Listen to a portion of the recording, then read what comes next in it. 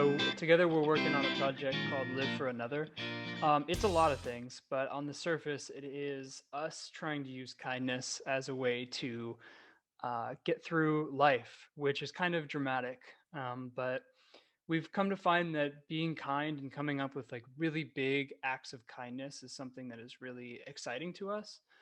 So we try to do that, and I think a really important part to us that I'm sure we'll talk a little bit about today is not making it like perfectly shiny kindness, but being really honest with what's going on in our lives, what's going on in the people's lives that we were helping, all those sorts of things. So just being really genuine um, through our videos and trying to have fun doing it.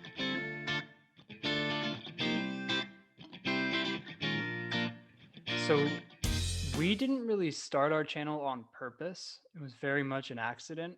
Um, Back in a couple of years ago, 2017, my childhood best friend, he was diagnosed with leukemia, and the doctors gave him a year to live. And there's a whole lot of conversations he and I had about that, but ultimately, I decided that I would drop out of college and try to help him make his bucket list possible. Well, rather, our bucket list. It was more of both of our ideas. But yeah, so I dropped out of college and then I kind of just put together a little video that I planned on sharing around with friends and stuff, just explaining like what our goal was and they could follow us along. Um, Now that video, the first day that we posted it, went ridiculously viral. We were very fortunate to go from a brand new channel, no views, a video that we kind of just threw together, and then within a day we had 500,000 views, and then it would grow on to just carry this insane momentum. Um, so yeah, we kind of started with a huge spike, and that's meant a lot.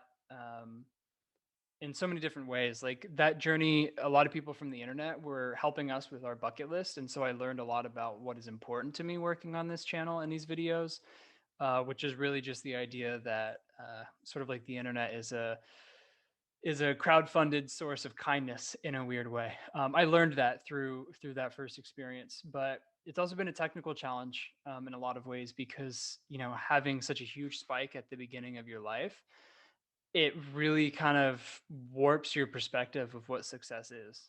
So that's another thing we've kind of struggled with a lot. If that first sort of kindness project got 200 million views, it's like, okay, are we really satisfied with what we're going to get in the future? Um, yeah, that's been an ongoing struggle, I think.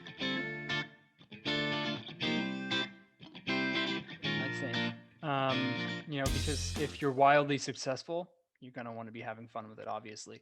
But more importantly, you want to make sure that when you're in a slump, whether that's creatively or whether it's just not working out, you want to make sure you're still having fun. So, it could be really tempting, like in our case, to make like fake kindness videos, right? Where we like pay someone to give an over the top reaction because it makes a more interesting video. Um, but that wouldn't be fun. That wouldn't be interesting.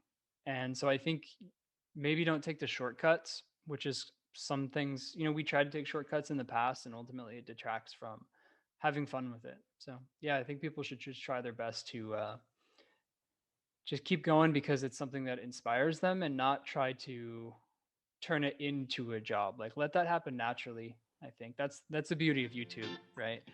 For average people. Yeah, I mean the thumbnails themselves are usually just screenshots from the video. I tried for a little bit to like take thumbnails, but I think that really, you like look up a video of how to make good thumbnails, and there's do this, and that. But the reality is that's what worked for those people, and that might not always work for everybody. And in our case, when we try to like fabricate thumbnails and make it look flashier than the video, it didn't really work from like the data, but it also just didn't feel right. It felt weird, to like our whole thing is we're trying to have fun and just be kind, and to fabricate thing part of that process, it felt kind of dirty in a way.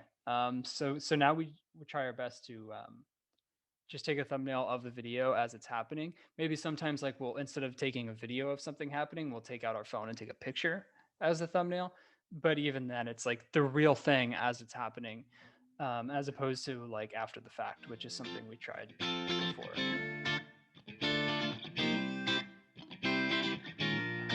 The biggest struggle for us, like I said, is like we didn't plan on this at all, so it's been a lot of learning as we go. And of course, I always think that I learned enough, but I genuinely think that now I feel like I have a good grasp of what this is and where it can go. Really, I think is to get to a place where some of our bigger ideas are actually possible. So, like a great example of something that we're dreaming of right now is to build the world's biggest trash can, and then take it on a tour across the country and fill it up with our community. I think it's amazing in a lot of ways, but the world's biggest trash can would be 16,000 gallons and cost a lot of money, which is not something that is possible right now. I would love to get to a point where our community is big enough and we have the resources to be able to come up with a ridiculous idea like that, something that will spread a sense of community and togetherness, um, but without having to worry about how we're going to scrap together the funds to be able to do it. Just make content that you would enjoy watching, or even more than that, maybe not enjoy, but rather make content that gives you an emotional reaction. So like when I'm editing, a lot of the time I feel kind of like I might not feel satisfied, right? I'm like sitting here watching this same thing over thousands of times trying to figure out like, what is this, why is this important, and then eventually it'll just click and I'll start like tearing up watching something. And I know that not everyone's going to feel the same way when they're watching it. But if I can get myself to that point, that means there's at least one person out there that will feel the same way. And so that's always my goal is, and whether that's crying or laughing or whatever it is, like, um, I think just do stuff that gives you a reaction. And I think that you'll find that there's other people out there that feel similarly. And it kind of fits into the same thing as before, as like make sure it's something you enjoy, because if you were just being robotic, just pumping stuff out, um, it's not quite the same and you will get burned out.